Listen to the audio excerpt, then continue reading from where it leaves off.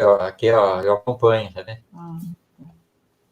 Acompanho o que eles escrevem, tá aqui. Pelo YouTube e o Facebook.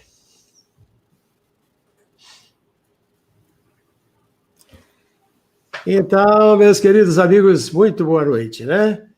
Que bom que hoje nós estamos aqui nessa mesa redonda, reunindo estudiosos da doutrina espírita. Saiu!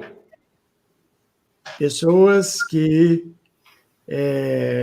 estão sempre se dedicando aos estudos, à pesquisa. E hoje nós vamos, nessa noite, tratar de um assunto bastante interessante, não é? Que é o tempo de renovação. Bom, se a gente voltar no tempo, né? E nós fôssemos até a época de Jesus, por exemplo, né? Quando Jesus está fazendo o Sermão do Monte, né? Ele está trazendo um conteúdo fantástico, né? Uma notícia admirável, em que ele vai nos ensinar tantas coisas importantes para que a gente possa ser feliz na nossa vida, né? E ali ele vai dizer que, por exemplo, né, que aprendeste o que foi dito aos antigos, né? Não matarás. Eu, porém, vos digo que até mesmo quando estáis irados uns contra os outros, isso já é causa de equívoco, né? De engano, você já está errado ainda assim. Né? Quando ele fala, sois o sal da terra, a luz do mundo, né? Então, Jesus faz essa prédica maravilhosa que ficou conhecida na história, e isso foi, como nós chamamos, né, como nós demos título aqui nessa nossa live de hoje, foi um tempo de renovação. Passados muitos anos, a gente vai encontrar, no início do século XVI, né, a Reforma Protestante, Martinho Lutero fazendo todas aquelas mudanças, né, trazendo aquelas propostas de mudança nos rituais da religiosidade, né, e ele resolveu traduzir a Bíblia para o idioma alemão, né, aquilo foi também um tempo de renovação e mudança, né. E quando nós chegamos, alguns anos depois, né, alguns séculos depois, com Kardec, né, quando ele no ano de 1854, ele toma conhecimento dos fenômenos, né? E daí vai surgir o lançamento do Livro dos Espíritos, em 1857. Isso também foi um tempo de renovação, de mudança, de troca de paradigmas, né? E a gente vai sempre evoluindo assim. Né? A chegada de Bezerra de Menezes, né, no cenário nacional, é uma revolução no conhecimento das relações humanas, vivenciadas pela medicina. E nós estamos hoje, no ano de 2020, também com um fato novo, né? Que é o Covid-19, que parou o planeta, né? Ele fez uma pausa, levou as pessoas a pensar o que sou, né? O que faço, né? E qual é o meu papel. E parece que com essa pausa que foi feita no planeta, abriu-se espaço para muitas coisas. Uma das coisas admiráveis foi, por exemplo, o estudo conjunto dos cientistas de vários países, buscando uma solução unificada para se encontrar uma vacina. Então, eu perguntaria ao professor Marcos Demário, né, que está conosco hoje aqui. Aliás, falando, né, meus irmãos queridos, aqui hoje nós temos Marcos Demário, professor, ele é do Rio de Janeiro, né, de São Paulo, mas mora no Rio de Janeiro há muitos anos, né? E temos aqui Célio Allan Kardec, que também é escritor e conferencista, e Vivian Santos, que é jornalista e psicoterapeuta, né? E, além disso, faz um intenso trabalho de divulgação da doutrina, de modo que a gente está junto com muita gente que vem se preparando para um mundo melhor. E tempo de renovação, essa chegada do vírus, Marcos, pode ser um marco de novas renovações? Bem, Rubatino, um abraço a você, a Vivian, também ao Alain, a todos que estão nos acompanhando através das redes sociais. Que Jesus nos abençoe, porque nunca podemos esquecer dele. nós sabemos que nada acontece por acaso, que tudo tem a sua razão de ser e que as coisas não acontecem sem a autorização de Deus, nosso Pai.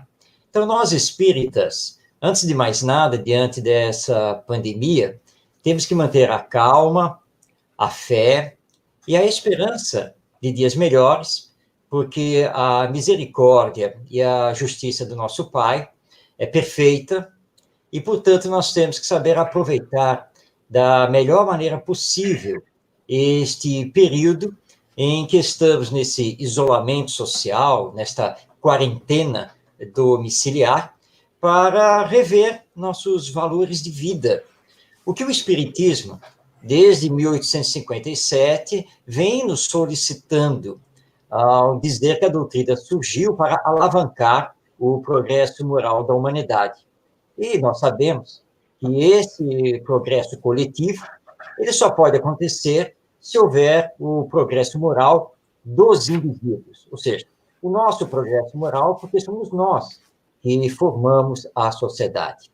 De tempos em tempos, nós somos sacudidos por alguma tragédia coletiva, alguma coisa, e isso, entendamos bem, é porque nós ainda não fizemos a opção pelo amor, ainda não fizemos a opção pela solidariedade, pela ética, pela paz, que o nosso Mestre Jesus nos trouxe quando nos conclamou da necessidade de amarmos uns aos outros e de fazermos aos outros somente aquilo que gostaríamos que eles nos fizessem.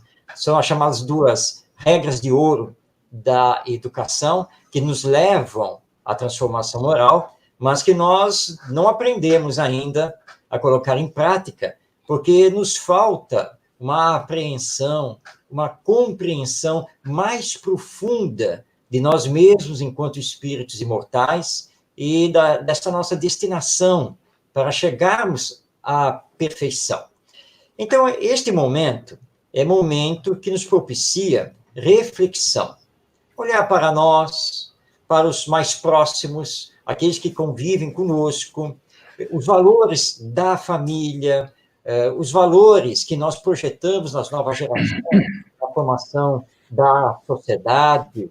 É o momento de nos ligarmos a Deus e a espiritualidade amiga através da oração, de sabermos utilizar as ferramentas digitais que nós temos hoje em dia e que nos ligam mundialmente para que possamos disseminar o bem, a palavra amiga, a orientação à luz da doutrina espírita, porque isso é caridade. E, aliás, é a maior das caridades, porque é a caridade moral. Então, nós não podemos perder esta oportunidade dessa revisão de valores, de objetivos de vida, de ideais existenciais, e é o momento de praticar ainda mais a doutrina espírita, porque muitas vezes nós ficamos preocupados em vivenciar a doutrina espírita para os outros, ou seja, ensinar os outros, fazer a caridade para os outros, alertar os outros, e assim por diante. Só que agora nós estamos mais introspectivos e temos que olhar para nós. E um bom exercício é que você foque nas virtudes que você já tem, porque todos nós temos as nossas virtudes desenvolvidas até um certo grau. E o que nós precisamos detectar é o quanto mais precisamos desenvolver essas virtudes. Porque focando nisso e se esforçando nisso, eu vou melhorar, eu vou desenvolver e automaticamente eu abafo, eu transformo os vícios, os defeitos que eu ainda tenho. Um exercício, por exemplo, que nós podemos fazer é a questão da paciência, porque nós agora vamos ter que exercer, né, essa paciência, passar 24 horas em casa durante muitos e muitos dias. Então, é um ótimo exercício para fazer. Eu preciso ter mais paciência. Isso me recorda uma cena vivida na Rádio Rio de Janeiro, que é uma emissora espírita, com sede aqui no Rio de Janeiro, hoje transmitindo para o Brasil e o mundo através da internet. E eu estava com o meu querido companheiro Gerson Simões Monteiro, um grande batalhador espírita, que já retornou à pátria espiritual, E nós estávamos conversando quando entrou um outro companheiro que estava lá na rádio e disse assim: Gerson, olha, você vai me desculpar, mas, olha, tem horas que não dá para aguentar. Não dá para manter a paciência, né? Porque, olha, paciência tem limite.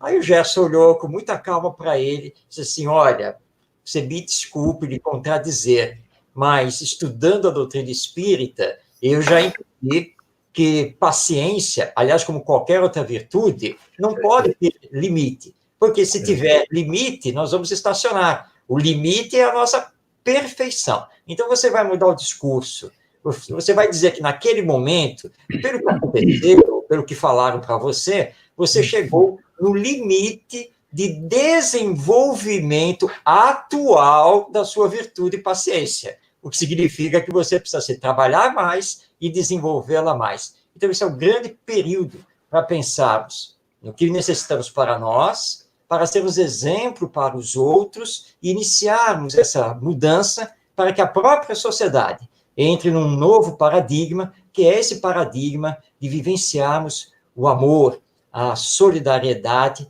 e a ética para termos um futuro melhor. Que bacana. Então.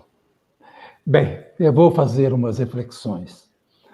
As pessoas todas estavam muito sedentas de conviverem no núcleo familiar.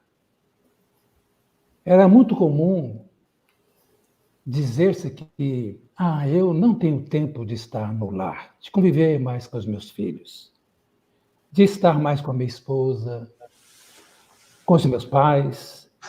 E era uma queixa contumaz e de repente, esse desejo ele foi atendido de uma forma surpreendente e inesperada. Todas as pessoas, por injunções de um ser absolutamente invisível, de microscópico, fez com que as pessoas tivessem uma reclusão compulsória na intimidade do lar. E já faz algum tempo, todos estão premidos por essa circunstância absolutamente inesperada. Para que a gente possa entender bem sobre isso, eu queria trazer para vocês uma reflexão de um monge budista de nome Vivekananda, após uma conferência que ele houvera feito em Nova York, quando um jornalista lhe indagou qual que era a diferença entre contato e conexões. E isso ficou para ele incompreendido durante a sua preleção, no transcorrer da sua palestra. O que eu vou trazer para vocês deste conceito do Vivekananda vai ser muito importante para nós que estamos nesta aparente clausura nos nossos lares. Não vou contar toda a história, porque ficaria muito demorado e nós temos outros temas para serem abordados. Mas ele deixou bem claro para o jornalista que, comumente, na nossa vida, nós fazemos muitos contatos. Contatos no ambiente de trabalho, nas escolas, nos clubes, na vida social. Em verdade, quase sempre, quando nós estamos com pessoas pelas mais diversas circunstâncias, estamos sempre a realizar contatos. Até mesmo com os nossos parentes. Os mais próximos e os mais achegados. Nem em estado de permanência nós fazemos contatos. Chegamos, cumprimentamos.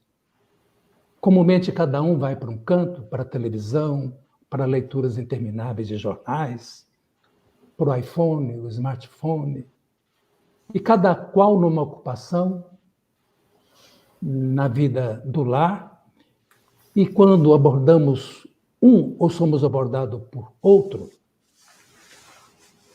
nós estamos sempre fazendo contatos.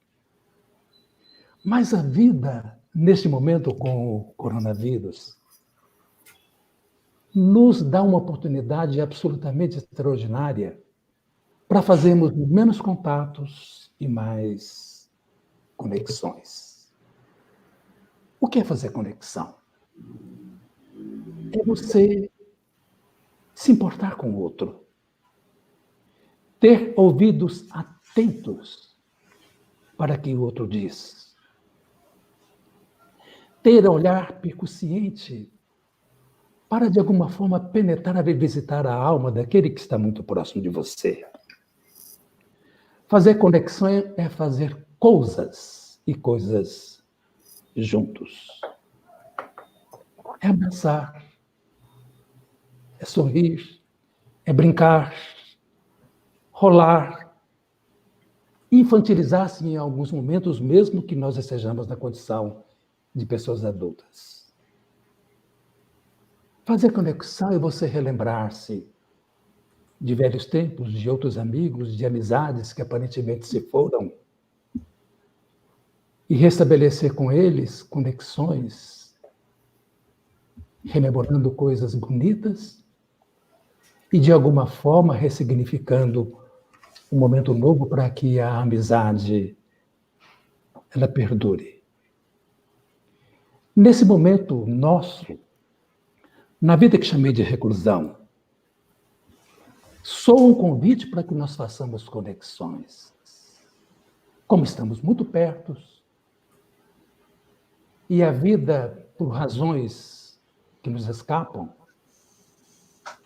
impede-nos o trabalho, a vida social, o clube, as academias, os bares, os restaurantes, seja lá o que for, nós podemos reaprender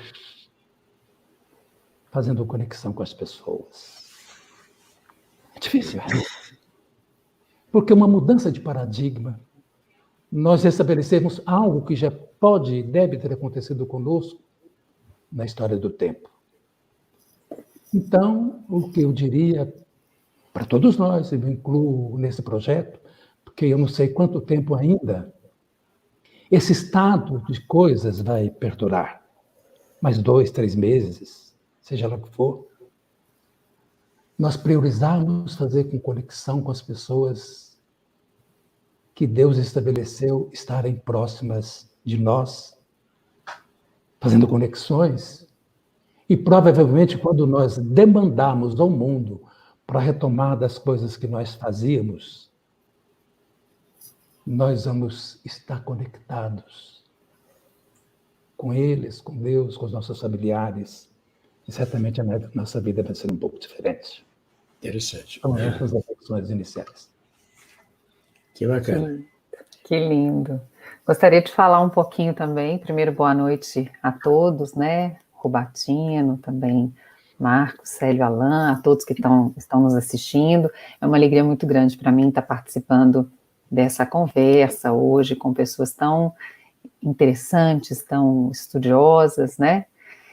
E eu fiquei refletindo muito sobre o tema e sobre tudo que a gente tem vivido, né? E também trazendo aí algumas reflexões sobre esse momento presente, né? E aí eu me lembrei muito de uma frase de Jesus: conhecereis a verdade vos libertará. Me lembrei também de até antes de Jesus, né, com Sócrates. Então, os ensinamentos de Sócrates, toda a filosofia socrática, ela tem como base, né, a inscrição que Sócrates, que existia na entrada do templo de Delfos, templo de Apolo em Delfos, e que dizia: ó homem, conhece-te a ti mesmo e conhecereis os deuses e o universo. Ao longo de toda a história, né, sábios pensadores, o próprio Cristo veio nos chamar para a verdade, né? Conhecereis a verdade vos libertará. Jesus também nos disse, né, que o reino de Deus está dentro de vós.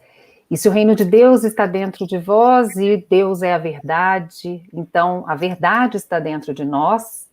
E por quanto tempo nós nos esquecemos e a vida nos chamou, o Cristo nos chamou, os sábios nos chamaram para olharmos para dentro de nós e buscarmos as nossas verdades.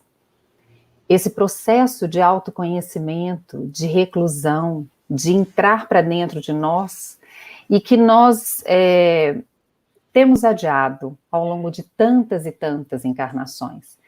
E aí eu fiquei pensando muito sobre isso, porque esse vírus, essa pandemia, essa situação toda, ela, claro, nos chama para um contato, para o pensar no outro, né? Para sentir, porque a dor que atinge o outro pode atingir a minha família, qualquer um, né? É uma doença que não tem nenhum tipo de distinção.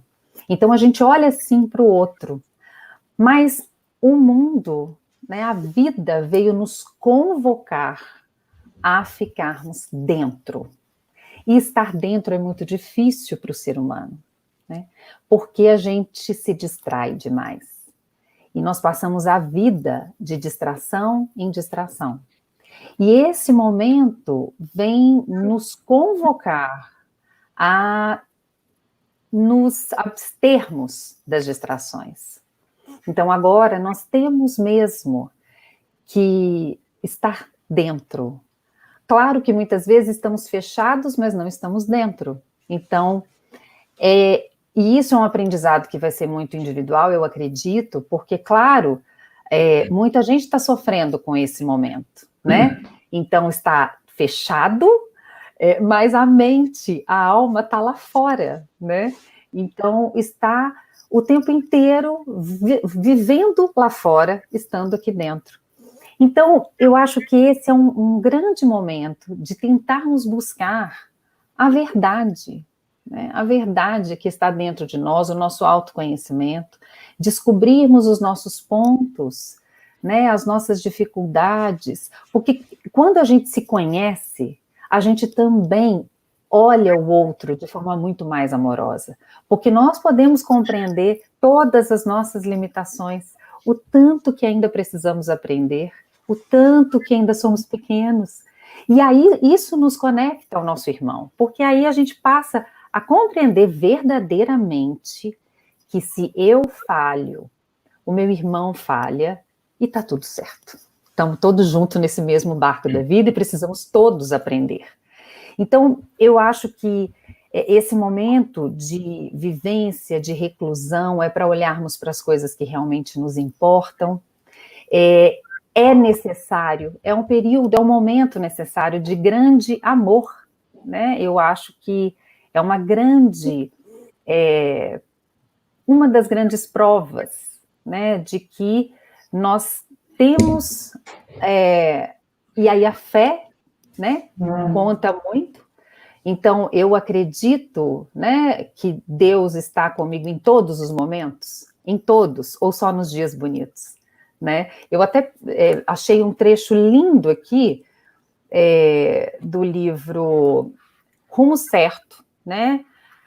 E aí Emmanuel fala aqui, só vou ler um trechinho pequenininho, só para a gente, nessa introdução, para a gente, mas é porque eu achei isso maravilhoso, é o capítulo 14, Tribulações, e aí tem um trechinho que fala assim: se a semente não aceitasse a solidão no claustro da gleba, flor e fruto não surgiriam no enriquecimento da vida. Então, todas essas tribulações pelas quais nós passamos, elas são necessárias para o nosso atual nível de evolução.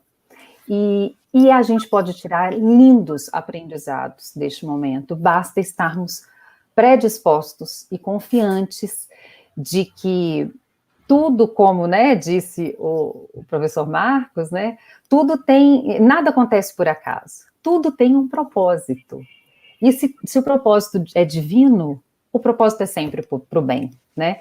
Então, certamente existe um propósito e uma programação divina para o nosso bem, né? Acho que seriam essas as minhas primeiras reflexões. Que bacana, muito interessante. E você que está em casa pode, se você julgar necessário um esclarecimento, quiser colocar alguma questão que você tenha, pode mandar essa questão que se ela estiver dentro do tema, nós vamos trazê-la aqui aos conferencistas para essa troca de ideia. Fique à vontade para você mandar o seu questionamento, a sua dúvida, para todos nós aqui.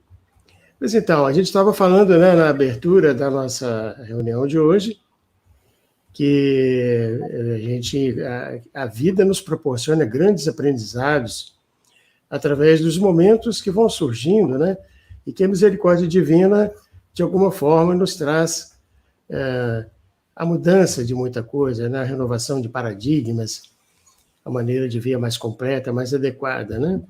Mas a gente poderia olhar isso também numa visão micro, né? Se nós pegarmos lá as colocações admiráveis que Agostinho fez, né?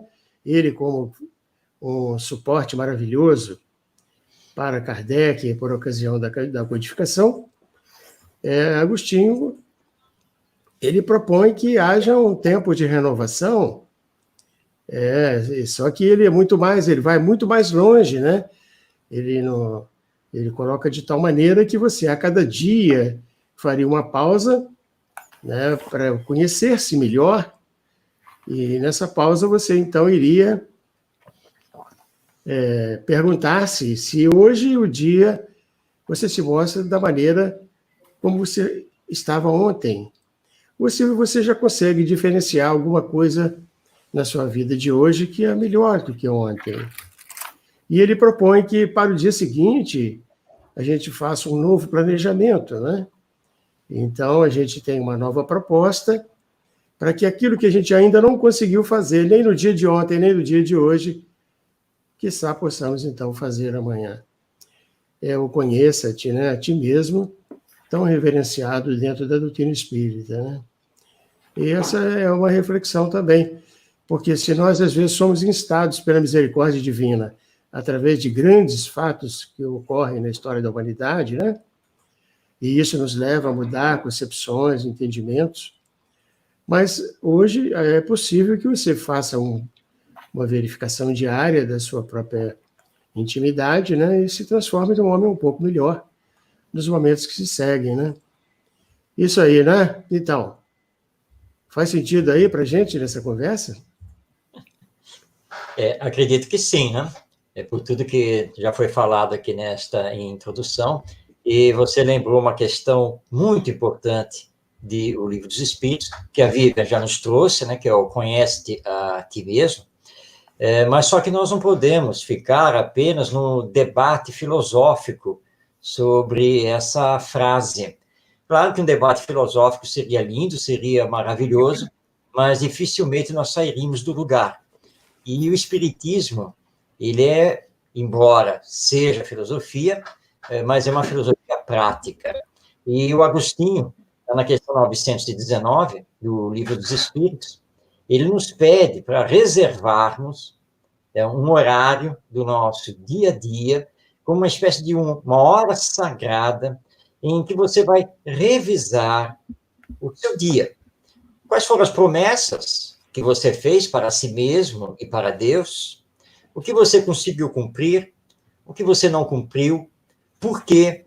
Quais foram os obstáculos? O que você precisa melhorar em si?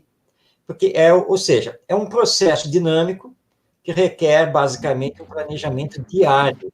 E de você se prometer que amanhã eu prometo que eu não vou esquecer de levantar sorrindo e dar bom dia a todos.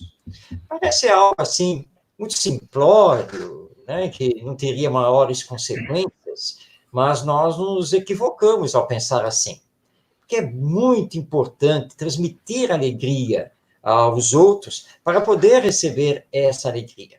O que acontece é que nós estamos tão preocupados com as coisas que temos que fazer, normalmente do ponto de vista material, no nosso dia a dia, que nós levantamos e simplesmente esquecemos do planejamento e das promessas. A nossa mente, fervilhando nesta era da comunicação, fica se pensando, bem, hoje eu tenho que pagar aquela conta, eu tenho que ir até no supermercado, eu não posso esquecer isso, eu vou fazer aquilo.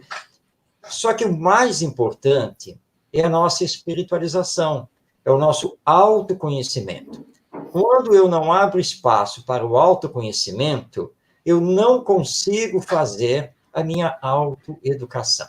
Então, todos nós precisamos reservar esse tempo, como um tempo sagrado, né? Olhar para si mesmo, revisar o seu dia a dia, fazer esse planejamento, que é um planejamento de ordem espiritual, é um planejamento divino, sempre com aquela grande finalidade de que eu estou nesta encarnação para me melhorar. Eu estou aqui reencarnado para aprender a amar o meu próximo. Mas se eu não paro para meditar, para fazer a reflexão, se eu não paro para me sentir, dificilmente eu vou conseguir me melhorar, eu vou conseguir crescer, eu vou conseguir fazer esse aprendizado do amor ao próximo. Então, o conhece-te a ti mesmo é a nossa chave, ainda mais diante da imortalidade, nós que sabemos que somos pré-existentes e que vamos sobreviver à chamada morte, que nada mais é do que a porta para a nossa reentrada ao mundo espiritual. Então, eu faço aqui um convite a todos que estão nos acompanhando, que passem a escolher um horário no seu dia a dia para fazer essa reflexão muito importante, revisar o seu planejamento de vida constantemente, sempre procurando ser melhor do que você foi ontem. Que bacana. E é tão interessante isso, né, que o professor Marcos está comentando, e eu me lembrei aqui de Joana de Ângeles falando sobre a questão da meditação, né, do que seria essa meditação, e a gente não ficar naquela... não é uma autoanálise, né? A meditação, ela seria esse processo de realmente, verdadeiramente, nos analisarmos, né? E ela até diz que o indivíduo que medita, né, com este padrão de meditação, de realmente refletir sobre si mesmo, ele deixa de reagir às situações da vida e ele passa a agir, porque ele começa a ter controle e conhecimento de si mesmo, né? Então, o tanto que é importante estarmos conectados com as nossas verdades. E é interessante porque no dia a dia, na vida, nas distrações, como eu falei, né, também, nós sempre temos uma justificativa, né? É o trabalho, são os filhos, enfim, ou são as distrações sociais. E este momento é um momento que, querendo ou não, nós temos, de certa forma, apesar de todas as tribulações também, que todos têm enfrentado dentro de casa também, né, várias tarefas, enfim, mas nós temos essa convocação para olharmos para a gente, né, então a meditação, neste sentido mesmo, de autoanálise, né, e eu acho isso muito importante, porque com a correria da vida, né, a gente muitas vezes, nós nos colocamos diversas máscaras, né, como até a Joana estuda muito, a partir de todo o conhecimento de Jung, enfim, e Joana traz essa psicologia espírita, né, então, como nós temos uma tendência a desenvolvermos máscaras, né, e essas máscaras são as nossas personas mesmo, nossos personagens, então, a gente se faz muitas vezes de bom, se faz muitas vezes de humilde, e na verdade, nós estamos muitas vezes camuflando as nossas verdades internas e domando simplesmente os nossos comportamentos, o que não está ruim.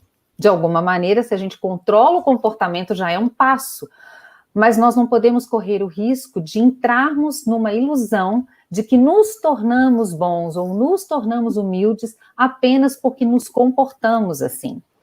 Então, eu concordo totalmente com essa reflexão sobre a meditação, né, e a importância de estarmos meditando cada vez mais sobre nós mesmos. Que bacana. Robertinho, Pois não, Sérgio. a sua proposição ela é interessante porque ela está conectada com o tema proposto, renovação, dificuldades. E se nós falamos em renovação, nós somos arremetidos para mudanças. Ninguém se renova se não promover mudanças comportamentais, de natureza interior. Mas o grande problema é que nós queremos que o outro mude. Raramente nós vislumbramos em nós a necessidade de mudança e é muito mais simplório que os outros mudem. Mas eu parto da convicção de que ninguém muda de ninguém. Mas as pessoas mudam. Mas as pessoas mudam impactadas pelos nossos exemplos. Então, as pessoas próximas de nós, se desejarmos que elas mudem, alterem posturas e comportamentos, nós exemplifiquemos para impactá-las. Mas não é uma tarefa simples. É como diz a nossa querida Bívia, é preciso, primeiro, o autoconhecimento, nós penetrarmos em nós próprios e realizarmos uma introspecção no nosso ser.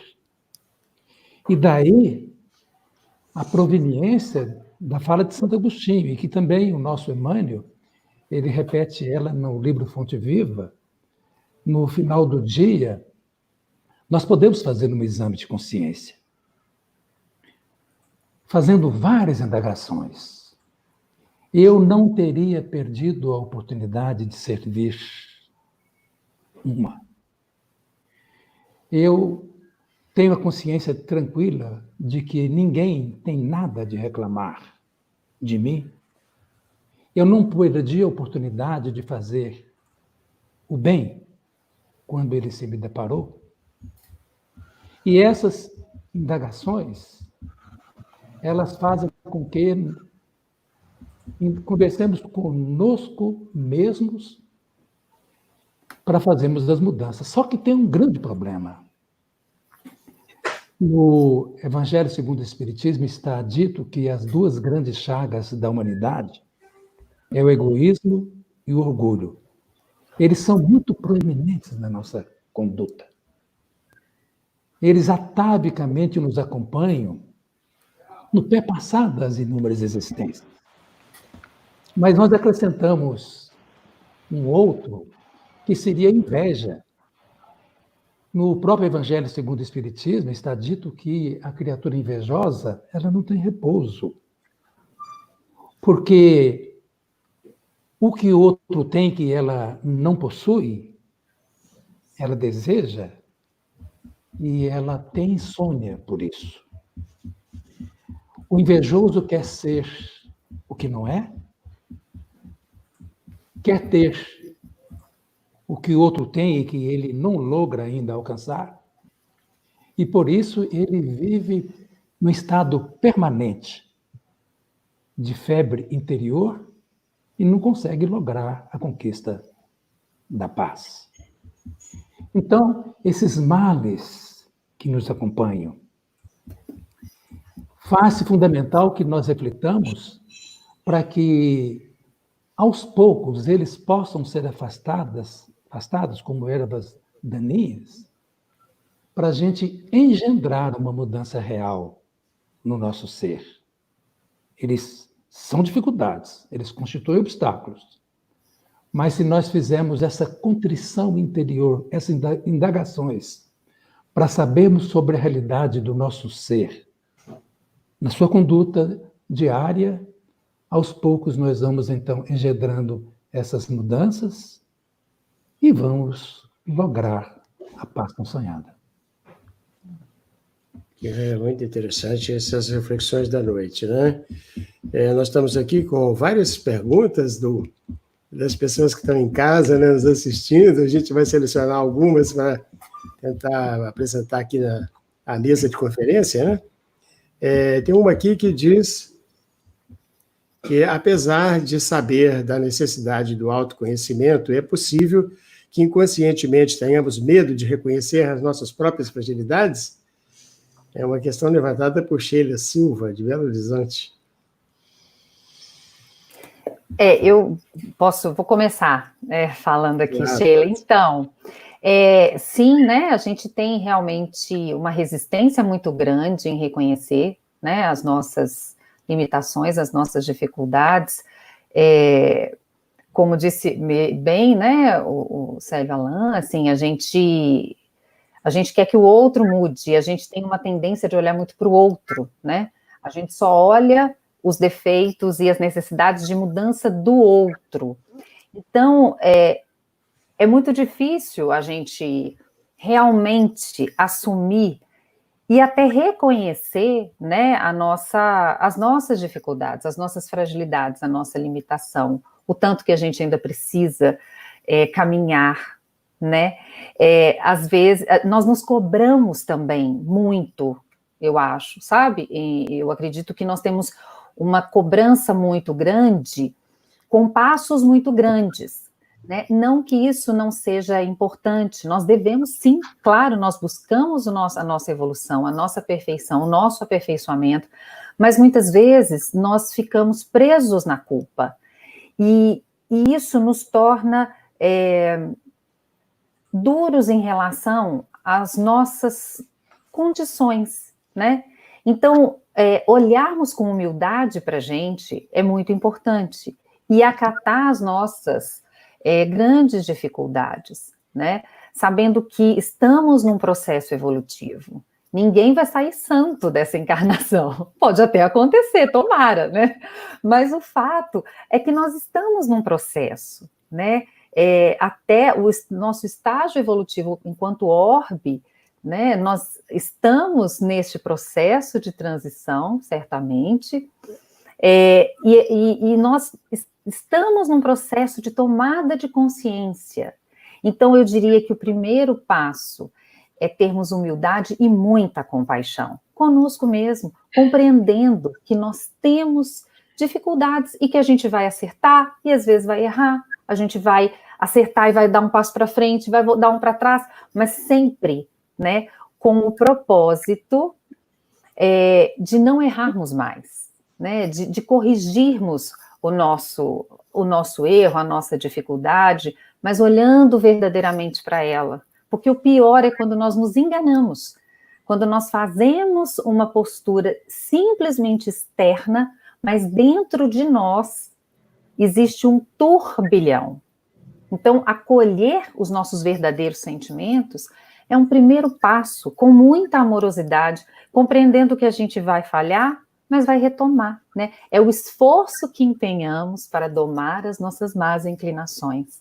Não é corrigi-las todas de uma vez, mas é nos esforçarmos para domar. E eu acho isso muito interessante, né? Quando a gente vê isso em Kardec, é domar, conhece-se o verdadeiro espírita desta forma, né?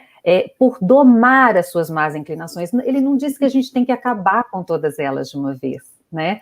Nós temos que, inicialmente, olharmos, aceitarmos e procurarmos não ferir o nosso irmão. Então, saber que eu tenho vaidade, eu sou uma pessoa vaidosa, tá, eu sou vaidosa, eu não consigo ainda tirar isso totalmente de mim, mas eu sou uma pessoa vaidosa, consciente, e vou fazer de tudo para não prejudicar o meu irmão. Isso já é um grande passo.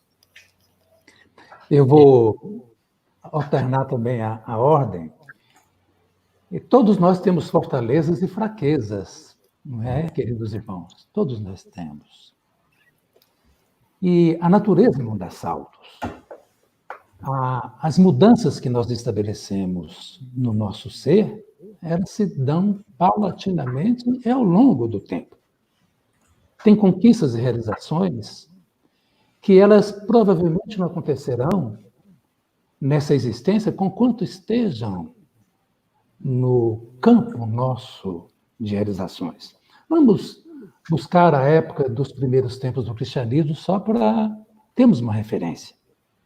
Quem é que não se lembra daquele encontro memorável de Saulo de Tarso com Jesus na estrada de Damasco e no deslumbramento da visão que ele tivera de Jesus?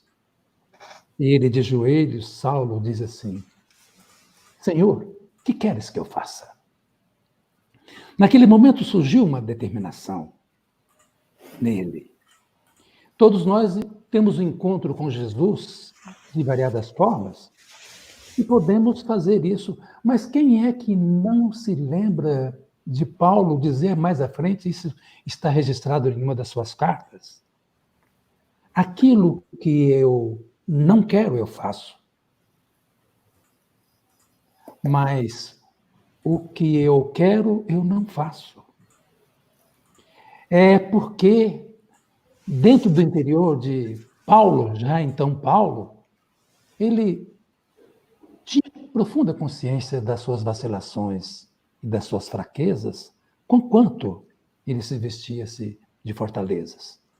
O nosso querido Públio Lentulus, que teve aquele memorável encontro com Jesus, donde, no entardecer, para que ele não fosse visto por quem quer que seja, sabia de onde Jesus passaria, ele encontra com Jesus, no tentando de ver curada a sua filha, mas ele não legitimara esse desejo no encontro com Jesus, que Jesus lhe diz que a filha dele seria curada, mas deixou bastante claro que ele não aproveitara aquela hora, aquele momento, e levaria certamente séculos para que o espírito dele pudesse render para as verdades eternas. Ele que era muito orgulhoso. Era um espírito culto, de muito saber, dominava ciências, ocupava posições de relevo no governo romano, mas o senador, naquela existência, ele não estava preparado para vencer a fraqueza do orgulho que era proeminente na sua personalidade. Mas no suceder das existências. E mesmo quando ele renasceu no nosso Brasil como Padre Manuel da Nóbrega, e hoje nós temos o conhecimento desse espírito de escola iluminado, mas vestido de fortalezas, é um espírito que nós poderíamos categorizar como superior, mas ele também teve que passar pelo cadinho do sofrimento e ter quedas sucessivas, porque isso faz parte da nossa trajetória. Se caímos, levantamos. Se vacilamos, fazemos encontro com Deus para que nós possamos encontrar recursos para a superação das dificuldades de nós próprios. E se porventura ainda nós permanecemos no terreno alagadiço das quedas, da descrença, nós podemos nos valer da oração e da fé viva para que a gente possa tomar um curso novo.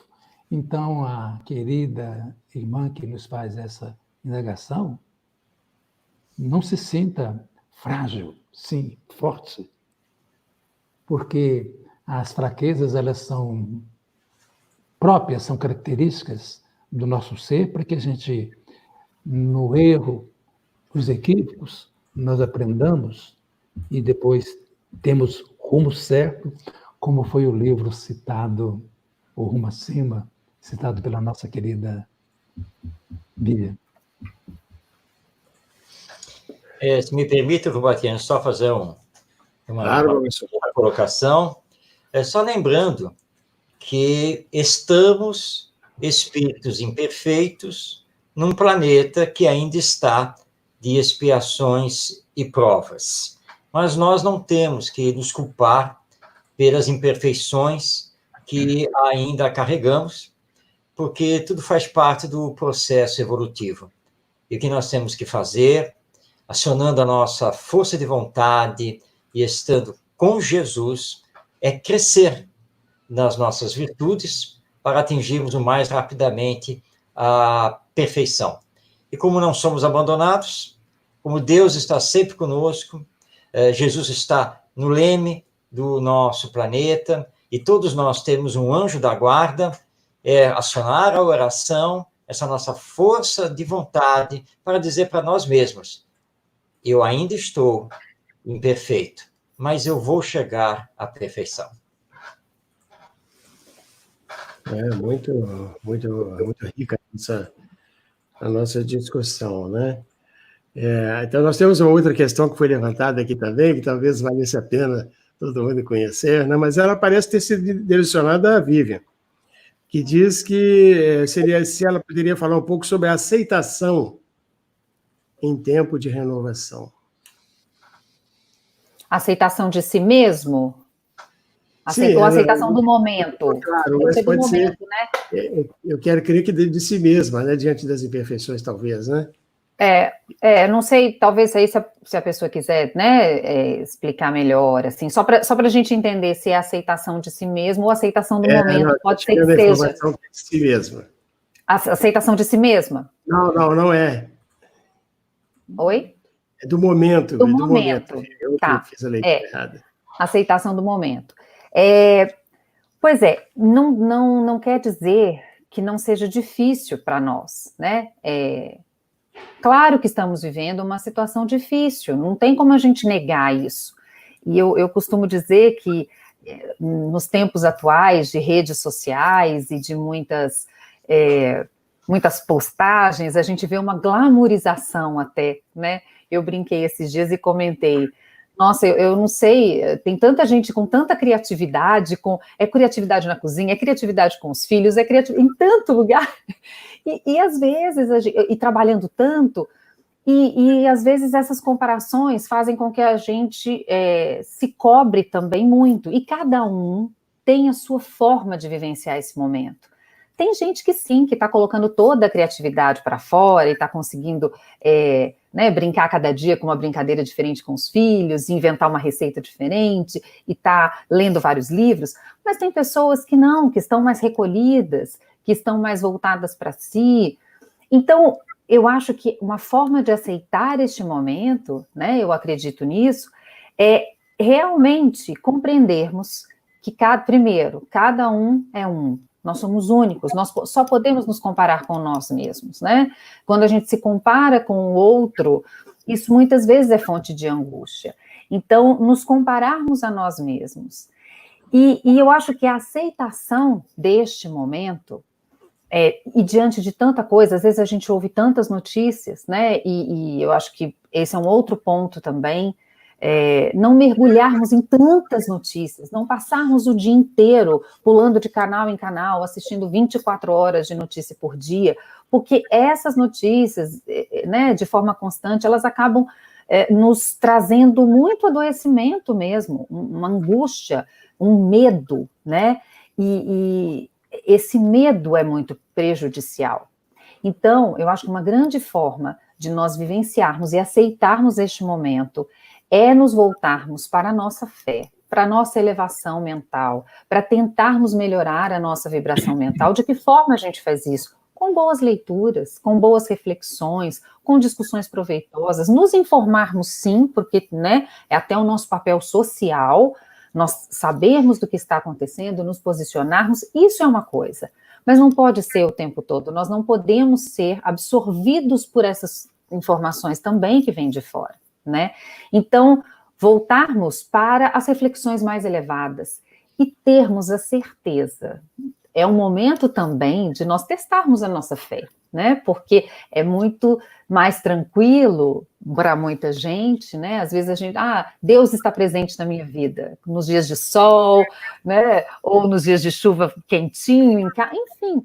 Mas quando a tribulação vem, é que realmente nós somos convidados. Então, este é um convite também para testarmos a nossa fé, termos a certeza de que tudo que vem, vem para o bem. E este momento é o momento que todos nós, como humanidade, precisamos para trazer reflexões. E a gente tem visto tantas reflexões bonitas e importantes, pessoas que passaram a pensar, a refletir sobre si mesmas, sobre a vida, sobre o próximo. Então, o momento é difícil, mas ele também é bonito. E quando a gente está numa mudança, né, nós não estamos numa mudança, nós acreditamos que sim.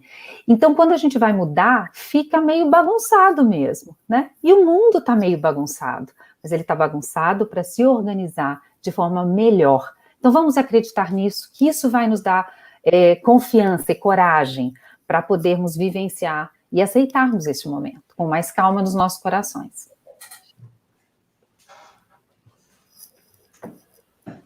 Alguém quer completar?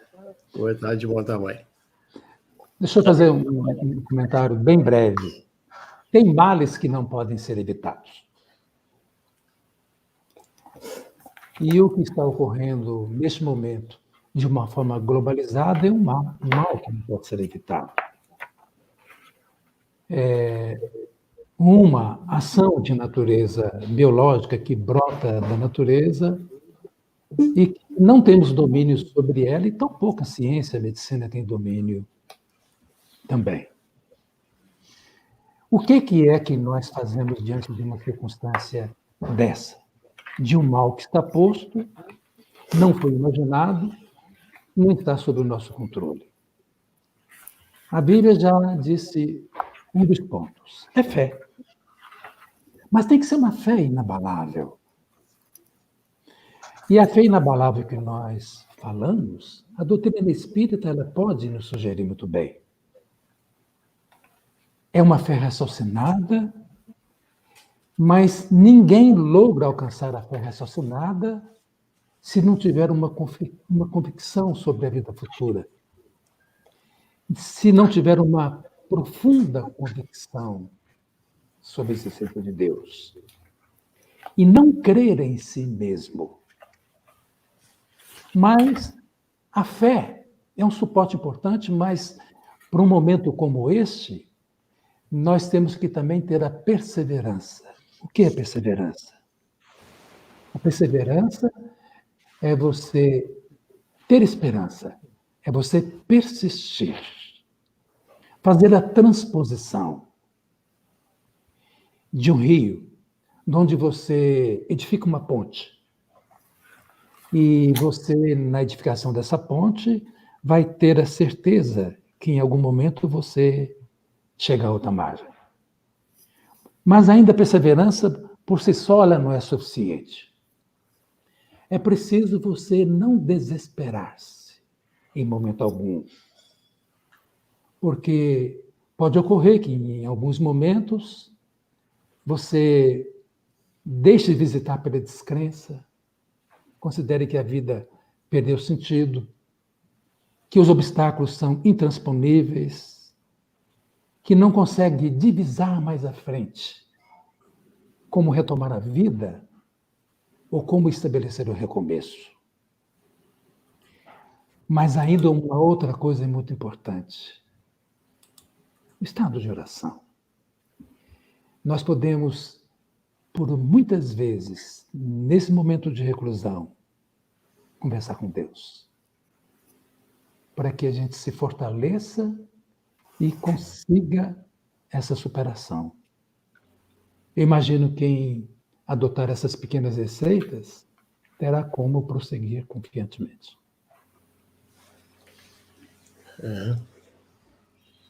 São reflexões, né, de grande envergadura. O Marcos, quer completar alguma coisa, Marcos? Não, está ótimo. Pois é, a gente está recebendo aqui também uma pergunta que vem do Fernando Trindade. Ele fala que a dor é uma bênção que Deus nos coloca nas mãos. E ele pergunta se pelo fato de estarmos enfrentando essa dificuldade, se nós podemos todos nos sentir percebidos pela presença de Deus, né? Mesmo considerando as peculiaridades que cada pessoa tem, né? Quer dizer, então, o que fica, né, das dificuldades de uma pandemia que coloca todas as pessoas em casa? Fernando, nós estamos passando, estou vendo aqui a sua pergunta, nós estamos passando pelo que a doutrina espírita estuda como tragédia coletiva ou expiação coletiva. E você indaga aqui como entender isso enquanto benção, se isso está atingindo tantas pessoas que estão ficando adoentadas e muitas desencarnando. Lembre-se que nada acontece sem a permissão de Deus. o acaso não existe, e que essas expiações coletivas, elas acontecem quando precisamos ser sacudidos pela dor para compreendermos a nossa espiritualidade e a necessidade de promovermos o bem. E, normalmente, essas expiações coletivas estão ligadas a questões às quais estamos vinculados no nosso passado, ou seja, em existências anteriores. E só vai morrer, ou melhor dizendo, só vai desencarnar, só vai retornar ao mundo espiritual quem efetivamente tem que retornar dentro desse campo.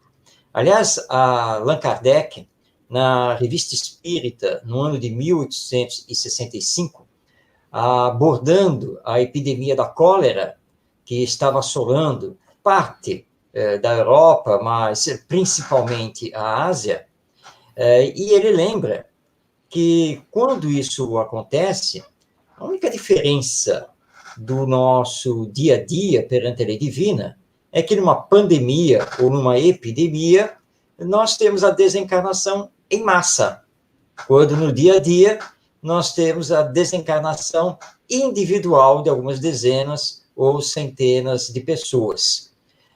Porque o processo basicamente é o mesmo. Então, é um bem? É uma bênção divina? Sim. Sim, porque nos propicia passar por uma expiação para reparar o mal que fizemos no passado, e também é uma bênção do ponto de vista de que nós estamos, por exemplo, tendo que progredir no campo da ciência, no campo da medicina, para podermos combater esse vírus. Isso automaticamente vai fazer com que realizemos novas descobertas que vão melhorar a nossa vida. Nós temos que, como estamos aqui falando, todos já abordaram, nós estamos tendo que realizar essa introspecção, esse autoconhecimento, nós estamos tendo que sentir a nossa espiritualidade. Nós estamos debatendo as questões da ética, né, porque ainda nos atinge quando vemos a corrupção, muitas pessoas não se importando ainda com a vida dos outros. Então, é uma benção. A expiação coletiva, ela vem para, num período curto, provocar a realização de um grande progresso que, sem essa expiação coletiva, nós levaríamos muito tempo para realizar. Lembrando que Deus quer o nosso progresso moral, acima de tudo, para que possamos pegar a inteligência e direcioná-la para o bem. É claro que quem está aqui, olhando pelo que está acontecendo, e tem os receios, tem os medos de ficar doente, de repente enfrentar a morte, mas, enquanto espíritas, nós temos que lembrar que nós não temos que temer a morte, nós não temos que ter medo da morte. A vida continua, e só vai realmente desencarnar quem tiver que desencarnar, só vai ficar contaminado quem tiver que ficar contaminado, mas lembrando que os graus dessa contaminação são extremamente variáveis. Não quer dizer que você terá que ser internado e que você, em apenas alguns dias, irá desencarnar. Tudo é muito relativo. Cada um, dentro da expiação coletiva, vai passar pelo que tem que passar e tendo que tirar disso, que num primeiro momento é dor, os aprendizados para o amor. Então, na verdade, nós temos que agradecer a Deus neste momento, por estarmos tendo esta oportunidade de todas essas reflexões e de tomada de consciência, de revisarmos os nossos valores, para responder quem somos, o que estamos fazendo aqui, para onde vamos, com toda a clareza que o Espiritismo nos dá, mas lembrando que nós precisamos, a partir do que estamos passando, fazermos a opção pelo bem, fazermos a opção pelo amor, porque o amor repara o nosso passado e vai construir o nosso futuro mais feliz. Quando, então, nós vamos sair deste mundo de expiações e provas para o mundo de regeneração, e cada vez menos teremos necessidade de expiações coletivas, porque Deus é amor, Deus nos ama, Deus quer que nos amemos. Então, esse é o nosso futuro, que podemos acelerar fazendo os aprendizados que essa pandemia está agora nos trazendo. Eu queria aproveitar... desculpa, pode seguir. Que você mesma, que isso. Não, por favor. Então, olha que muitas pessoas consideram um paradoxo o conceito que está no Evangelho segundo o Espiritismo. Vejam só, a dor é uma bênção que Deus envia aos seus eleitos. Muitas pessoas dirão, o quê? Bem dizer a dor? Bem dizer a dor. Nossos mentores espirituais costumam dizer que tem 3 tipos de dores. A dor expiação, a dor provação e a dor evolução. No que está ocorrendo na humanidade atual, tem pessoas que vão estar num ou no outro desses conceitos, mas a grande maioria na dor expiação. Só que com relação à dor, nós poderíamos fazer a seguinte reflexão de natureza filosófica, sob o ponto de vista da doutrina espírita. Existe o bem sofrer e o mal sofrer, porque a dor causa sofrimento. Tem o mal sofrer, que é exatamente as pessoas que não têm aceitação com relação à dor. Alguns consideram uma imposição injusta de Deus. E outras diriam, por que comigo?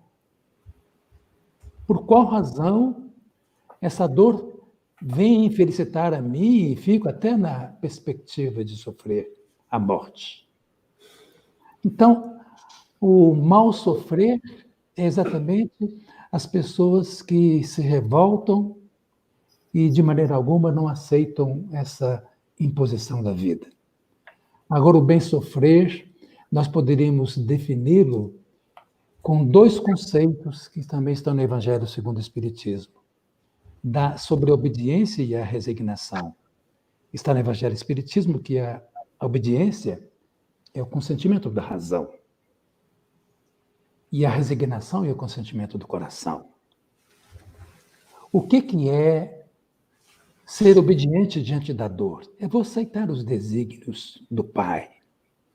Entender que tudo tem uma razão justa e que nada nos sucede sem que esteja dentro das leis estabelecidas por Ele.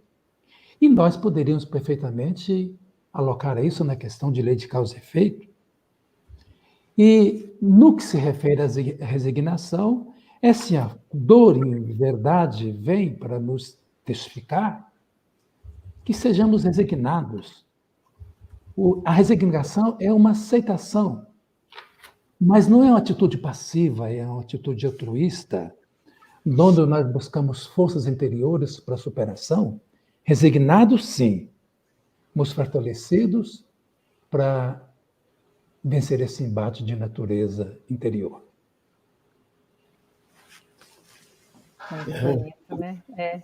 Eu só queria... eu lembrei aqui de um outro trechozinho, de um outro capítulo do livro Rumo Certo, e eu acho que isso é muito importante, né? Nós temos uma visão limitada do que é a dor, né? E do efeito educativo, porque ninguém quer sentir dor, é claro, né? Ninguém quer, dói. Se dói, a gente não quer sentir.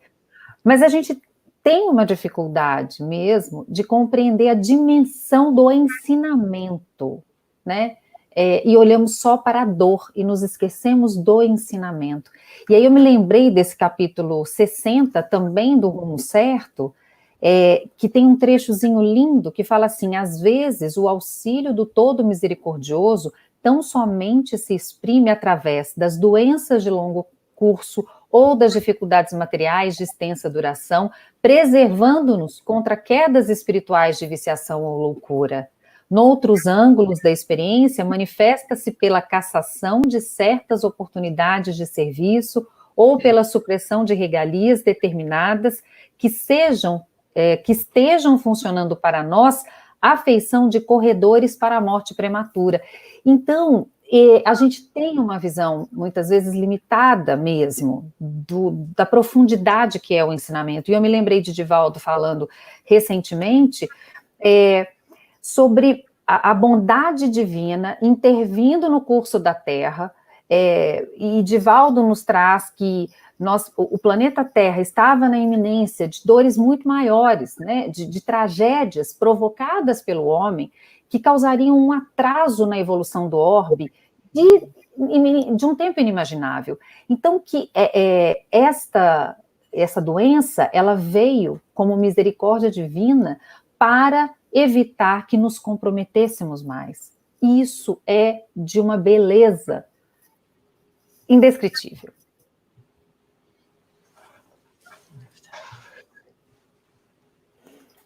Realmente são reflexões assim, de grande profundidade, né, que a gente tem observado aqui nessa mesa redonda, né, tratando da temática espírita. E o Emmanuel sempre nos lembra, né, de que a educação é o mote da evolução do espírito, né? Ele precisa renovar-se, transformar-se, precisamos fazer emergir um homem novo, diferenciado, né? Tanto que a definição que a Vivian citou, né, do Kardec, né, lá no Evangelho segundo o Espiritismo, quando ele diz que reconhece-se o verdadeiro espírita pelas suas transformações morais, né, e pelos esforços que emprega para superar suas más inclinações, é realmente a tônica da proposta espírita, né? Nós todos sabemos que somos criaturas extremamente imperfeitas ainda, né? Diamantes pouco burilados, e também a Vivian lembrou muito bem que o sofrimento nos causa incômodo, um grande incômodo, né? Mas às vezes, para sair da inércia, ele é uma mola propulsora, né? Quantas e quantas vezes na vida nós precisamos desse input, né? Dessa força que vem para nos colocar diante de uma realidade que não estamos a perceber. Então, alguém coloca aqui para nós, né, falando sobre algo que foi citado pelo André Luiz na sua autobiografia, quando ele narra a sua passagem pelas regiões do umbral, em que ele diz que se surpreendeu com uma informação de que ele era um suicida. Né? Ele ficou surpreso, porque esse defeito ele sentia que não tinha. Ele seria incapaz de fazer isso na concepção que ele tinha de suicídio. No entanto, foi dito para ele que é um suicídio diferenciado, né? Suicídio talvez inconsciente, né? É aquele em que você se maltrata todos os dias, se descuida, e de repente, num dado momento, você vê que destruiu um tesouro precioso, às vezes a própria vida. Como a gente está nessa discussão de hoje, né, nessa reflexão sobre tempo de renovação, né, cada um terá provavelmente seu tempo, né? Acho que nenhum de nós passa pelas mesmas dificuldades ao mesmo tempo. Suicídio inconsciente. Isso a doutrina espírita estuda bem. Você não está pensando, obviamente, em se matar. Você não está pensando em encurtar a sua existência terrena. Normalmente nada disso passa, né, pela sua mente. Mas o que acontece, e que os espíritos benfeitores classificam como suicídio inconsciente, é quando você se deixa arrastar aqui nesta existência por determinados vícios que, ao longo do tempo, vão prejudicar o seu organismo físico e podem acarretar a sua desencarnação antes do tempo previsto no planejamento reencarnatório. Então, o vício, por exemplo, como o do fumo, o da bebida, embora, obviamente, você não vá ser classificado como um alcoólico. Mas o fato de ficar sempre bebericando, sempre utilizar a bebida alcoólica em casa, nos encontros com amigos, nas festas de família, com o tempo, isso vai prejudicando, sim, o seu organismo. A cólera, ficar sempre nervoso, estar sempre se desequilibrando, a própria medicina já sabe que é um componente emocional que atinge o organismo. Então, esses vários fatores podem levar, sim, com que sejamos classificados como suicidas inconscientes. Mas lembrando que a lei divina nos julga pelas nossas intenções. Então, obviamente que haverá atenuantes. Então, nós temos que tomar muito cuidado com o que estamos fazendo com o nosso corpo, que é dádiva divina. Precisamos saber cuidar dele conscientemente e lembrar que determinados vícios nós podemos sim combater. A alimentação, por exemplo, desequilibrada, desregrada, em que você vive comendo só biscoitos de isopor, tomando Coca-Cola e vai por aí afora, é claro que isso vai abater o seu organismo físico com o tempo. Pode gerar uma doença que, na verdade, você não deveria passar por ela. Não naquele momento e não, nem daquela forma. É um vício aparentemente inocente. Mas que, no fundo, você sabe que ele prejudica. Como os vícios morais, né? O vício de estar sempre mentindo, inventando histórias, falando mal da vida dos outros, e agora, então, com as redes sociais, isso aumentou muito, porque antigamente nós só podíamos ficar pendurados ao telefone. Hoje não, né? As redes sociais abriram isso, e nós precisamos saber o que estamos fazendo, porque quando retornarmos ao mundo espiritual, nós seremos cobrados. Isso vai ser mostrado a nós. Então, o suicídio inconsciente, ele existe. O espiritismo é muito importante, porque ao explicar quem eu sou, esta alma imortal, que eu não sou o corpo, mas que o corpo é bênção divina, que eu estou aqui de passagem, mas que é uma passagem muito importante para os aprendizados que eu necessito, para o progresso intelectual e moral que eu preciso fazer. O Espiritismo, ao me mostrar para onde eu vou, ou seja, que eu vou retornar à parte espiritual, mas que ali eu terei, querendo ou não, um encontro com a minha consciência, que na verdade é um encontro com a lei divina, que está gravada na consciência. Então o Espiritismo me alerta, o Espiritismo me mostra um novo viés da vida que é muito importante, para que eu não caia em depressão, para que eu acione a minha força de vontade, para querer me transformar, querer me modificar, querer me disciplinar e dar um salto na minha evolução. E como a Vivian lembrou no início, né, quem sabe, embora seja extremamente difícil, mas me aproximar muito mesmo da perfeição, pelo menos a perfeição relativa, que é possível aqui nesse planeta, nesta encarnação. Então, o suicídio inconsciente, ele existe, mas não fiquemos preocupados demais com isso. A nossa preocupação tem que ser em nos melhorarmos e nos transformarmos para melhor, acionando, então, o conhecimento, a força de vontade e o amor. Uma pessoa que faz uma colocação interessante também, que está muito conectada com isso que estamos falando, né? Rose Ferreira coloca que se você não se cuida com a pandemia, você se torna um suicida inconsciente?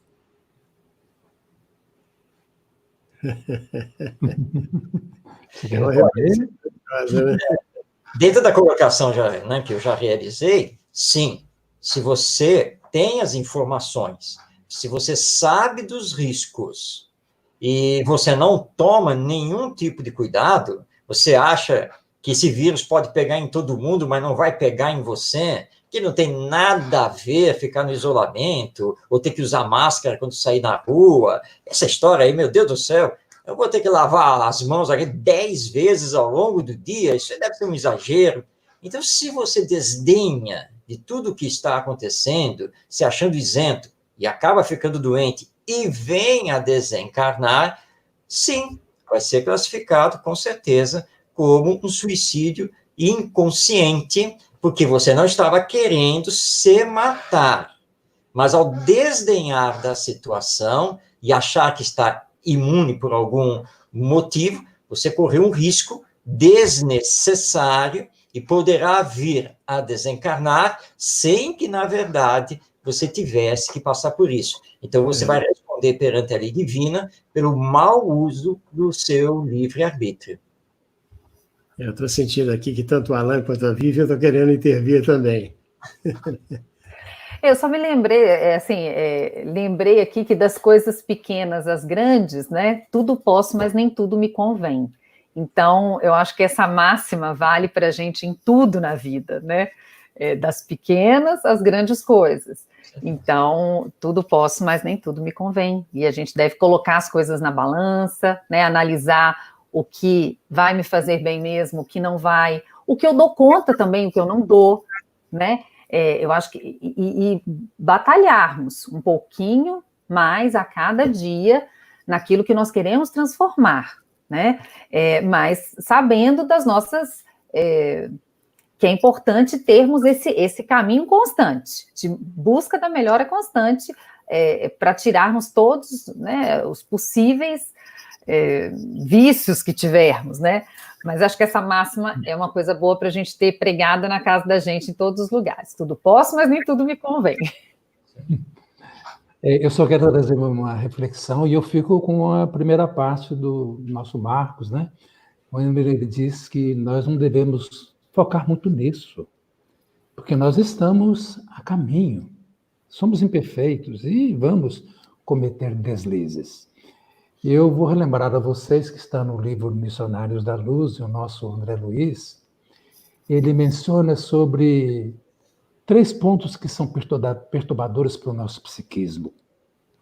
Um é a inquietude obsedente. O outro, as paixões desvairadas. E o outro é a alternância contundente dos nossos humores.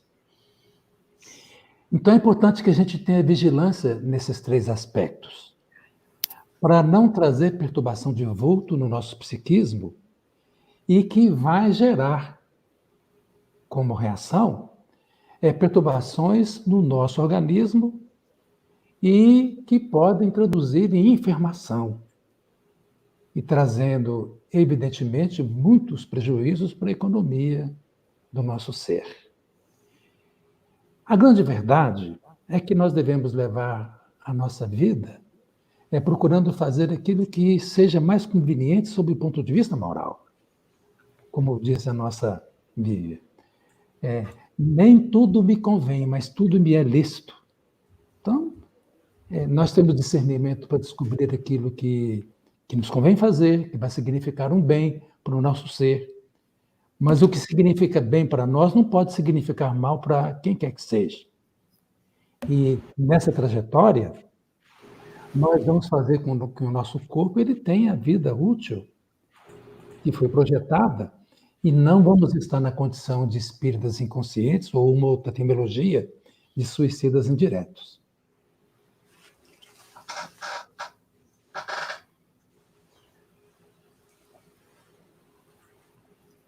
Então, eu vou aproveitar para. Eu vi uma perguntinha, não vou me lembrar agora, eu não anotei aqui o nome da pessoa, mas tinha uma pessoa que está nos acompanhando, me desculpe não ter anotado o nome, mas que ela fala sobre a ansiedade, né? Essa dificuldade em relação à ansiedade, que ela contou que é uma pessoa muito ansiosa, é isso mesmo, a Magna, né? Que ela é uma pessoa muito ansiosa e que ela ficava vendo notícias. Eu só queria aproveitar esse gancho, né, para trazer uma outra reflexão aí dessa questão dos tempos em que vivemos, né? Nós temos uma grande dificuldade em vivermos o tempo presente, né? Estarmos no momento presente. Então, nós geralmente estamos ou sofrendo pelo passado, né? E aí a gente tem os quadros de depressão, ou estamos sofrendo pelo futuro, né? E aí temos os quadros de ansiedade. Claro que sofrer também pelo presente gera os quadros de estresse. Então, a importância, né, de nós nos focarmos no tempo presente, sim, mas dentro do que nós conseguimos fazer, do que a gente tem controle, do que a gente tem poder de ação, né, e saber que para cada dia o seu mal, né, então já basta o mal daquele dia, vamos nos centrar e tentarmos viver no momento presente. O que eu posso fazer hoje, o que eu posso viver agora, né, e não se abastecer de preocupações, né, ocupando a nossa mente de forma antecipada com o que nós nem sabemos se vai acontecer. Então, cuidando de nós mesmos no momento presente, voltarmos a nossa atenção para o aqui e agora, né, sem, claro, causar estresse. Eu acho que eu acabei entrando aí um pouco no meio, mas é porque eu me lembrei dessa questão e fiquei com medo de esquecer, que eu achei que era super importante também da gente tratar. Sem dúvida, é muito oportuno. Ô, Rubatino, sobre a questão da ansiedade, desculpe ficar intervindo muito, né? Mas todas as pessoas, quase todos nós sofremos de ansiedade. Não tem nenhum problema que nós soframos de ansiedade. O que não pode acontecer conosco é a ansiedade patológica. Eu me lembro de uma pesquisa, e eu não sei se os números estariam atualizados, mas cerca de 40% das pessoas que sofrem de ansiedade patológica, elas passam a sofrer do transtorno de depressão.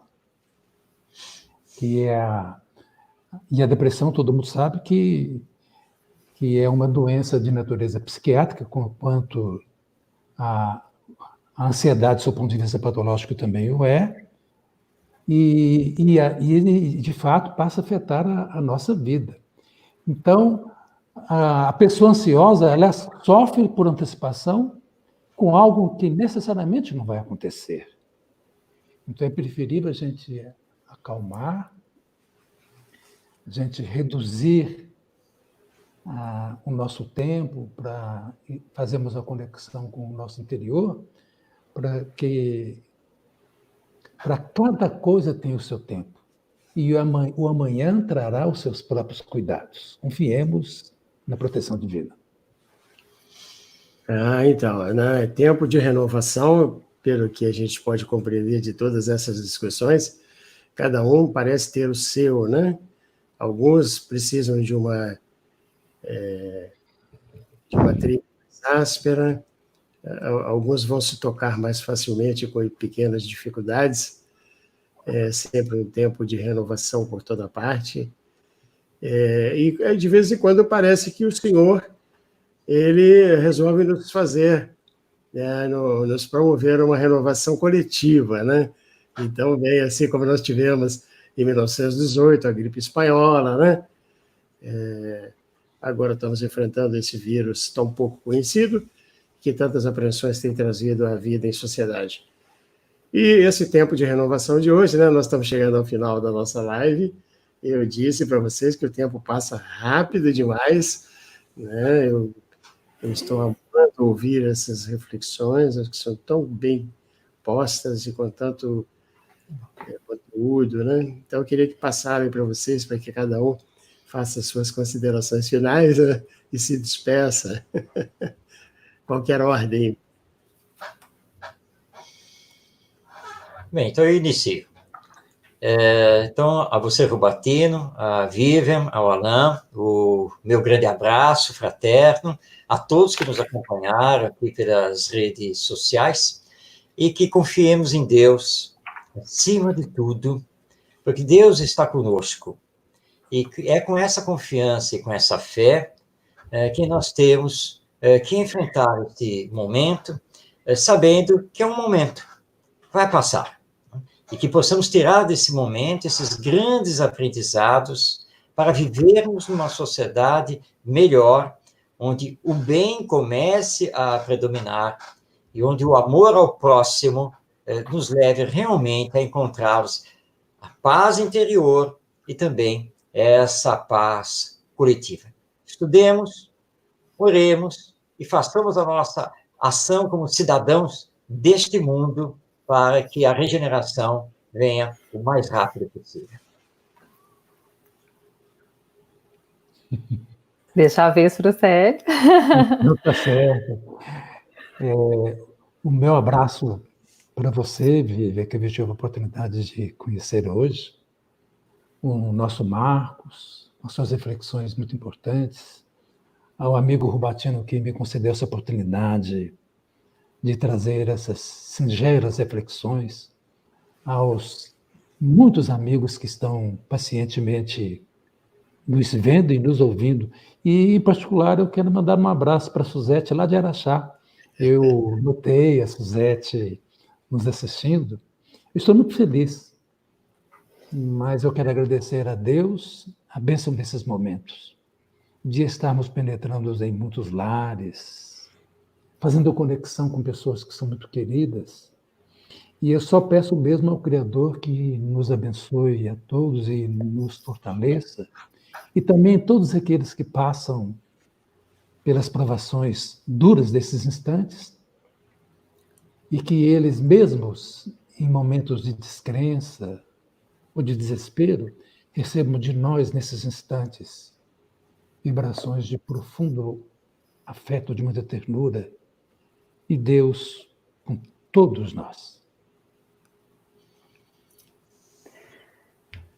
Bom, eu também gostaria muito de agradecer, né, Rubatino, Marcos, Alain, é uma alegria imensa ter participado desse momento com vocês, uma honra mesmo para mim, a todos que nos acompanharam, agradecer também profundamente por essa oportunidade, que é uma oportunidade de reflexão, de autorreflexão, porque nós estamos aqui debatendo, estamos aprendendo e refletindo junto, né? É só o lugar, mas a reflexão é coletiva, é nossa e de todos, né, que estão nos assistindo também. Eu queria trazer mais um trechinho, hoje eu estou com tanto de leitura, né, mas eu queria trazer para encerrar um trechinho do Fernando Andrade, que diz assim: há um tempo em que é preciso abandonar as roupas usadas, que já têm a forma do corpo, e esquecer os nossos caminhos, que nos levam sempre aos mesmos lugares. É o tempo da travessia, e se não ousarmos fazê-la, teremos ficado para sempre à margem de nós mesmos. Então eu queria deixar essa reflexão de que não fiquemos à margem, né? Que não fiquemos à margem de nós mesmos, que abracemos este momento verdadeiramente, apesar de todas as dificuldades, mas que abracemos com amor e muita esperança, com muita fé, com muita coragem, com a certeza de que este momento pode nos transformar para muito melhor, né? Que não fiquemos à margem do caminho, como o cego de Jericó, e quando Jesus pergunta, né, o que ele queria? Ele queria que Jesus fizesse por ele, e ele diz que eu veja, então que possamos ver também, que possamos ver, tenhamos olhos de ver, ouvidos de ouvir e compreender o que este momento quer nos ensinar, o que este momento pede de nós. Tenhamos fé, coragem e alegria para enfrentarmos este momento. Então, que maravilha, né, que nós tivemos a oportunidade de estar juntos aqui, muito bacana mesmo, uma grande reflexão, nossa gratidão a Deus, porque nos dá a ocasião, o ensejo de contribuir, de participar, de ajudar, acendendo luzes, né? Esparzindo conhecimentos por todos os lados, provocando reflexões. Que os amigos, né, tão queridos que aqui estiveram conosco hoje tenham uma noite maravilhosa, de muita paz, e nosso muito obrigado por terem estado aqui conosco. Com Deus.